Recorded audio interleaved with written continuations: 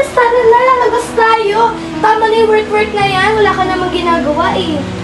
Di ka na nakapagpahinga nung weekend. Di ka na, labas na tayo. Bes, ano kakainin natin? Pupunta tayo sa McDo. Okay.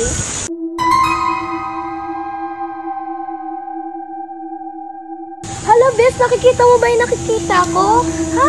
Wala naman yun dun eh. Meron! Wala. Kalimutan mo na yan, Besh.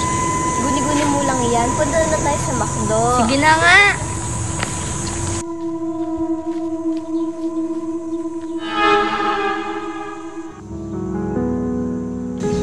Besh, mag-order na kaya tayo. Halika na.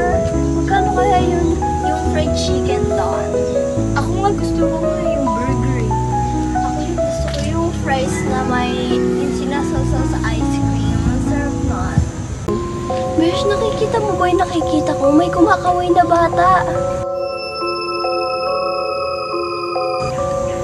Ano yun? Wala naman eh. Besh, umuwi na lang tayo. Nakakatakot din eh. Sige na nga. Let's go.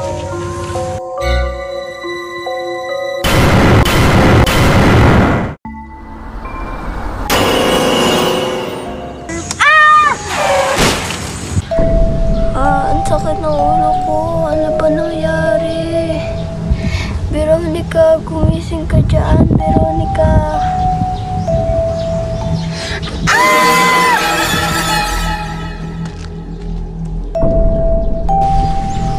Sakit ang ulo ko. Asan si Isabel? Isabel! Ala, si Veronica. Hindi ko siya pwedeng iwanan.